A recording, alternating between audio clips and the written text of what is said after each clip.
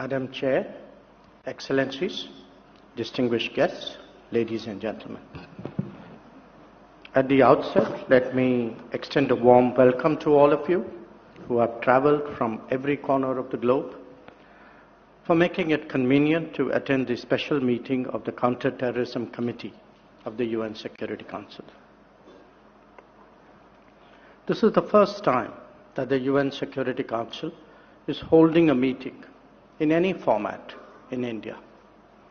That it is doing so when we are celebrating the 75th anniversary of our independence, the Azadi Ka Amrit Mahotsav, is especially noteworthy. I thank the members of the committee and the Counter-Terrorism Executive Directorate for their efforts in holding this special meeting in India. I would also like to acknowledge His Excellency Antonio Guterres, UN Secretary General, for his remarks that were read out just now by Ambassador. Your presence here in Delhi today for this special meeting of the CTC demonstrates the importance that the UNSC members, member states, and a wide range of stakeholders place on this critical and emerging facet of terrorism. That the Council is holding this special meeting of its Counter-Terrorism Committee in India is also a product of the fact that counter-terrorism has become one of the top priorities during our ongoing tenure in the Security Council. Terrorism remains one of the gravest threats to humanity. The UN Security Council, in the past 2 decades, has evolved an important architecture built primarily around the counter-terrorism sanctions regime to combat this menace.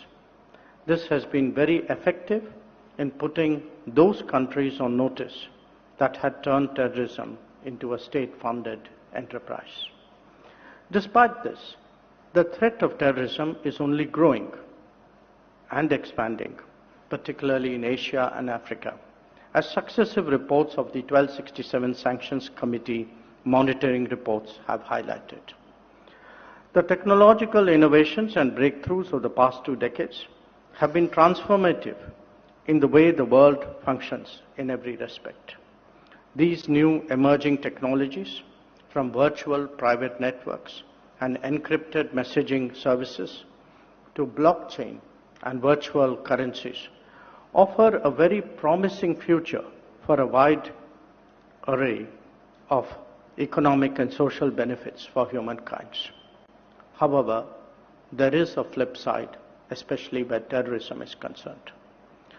These very technologies have also thrown up new challenges for governments and regulatory bodies due to their potential vulnerability for misuse by non-state actors, given the very nature of some of these technologies and the nascent regulatory environment.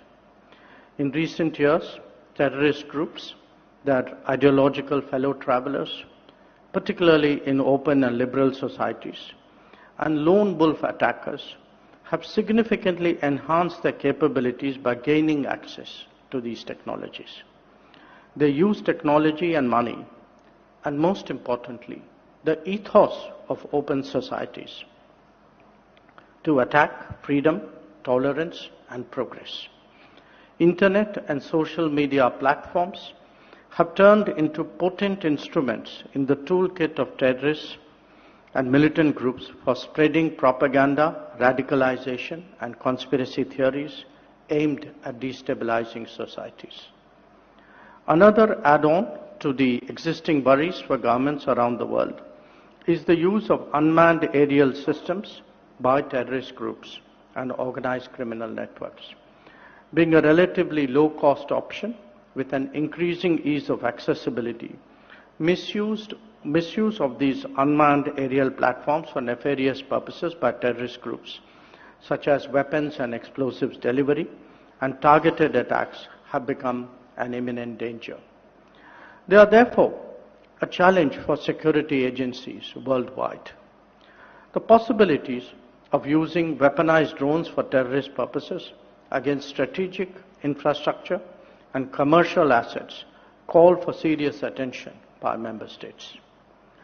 Our own experience of the 2008 Mumbai attacks, and you will all recall the briefing yesterday, our experience showed us how a benign technology of Voice over Internet Protocol, VoIP, could be used for organizing and directing such a barbaric terrorist attack from beyond our borders.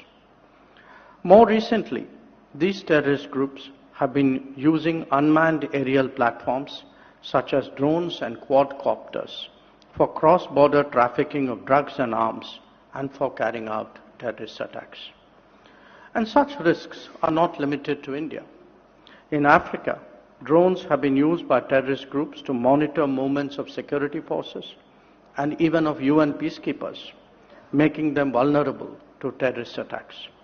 A few months ago, terrorists launched cross-border drone attacks on the UAE and Saudi Arabia, targeting civilians and civilian infrastructure, which led to loss of lives and injuries, including to Indian nationals there.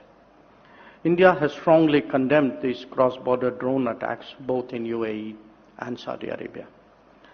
With this context, we felt an urgency to initiate a focused discussion at this preeminent Security Council organ, the Counter-Terrorism Committee, charged with the purpose of combating terrorism on this evolving threat from misuse of new and emerging technologies.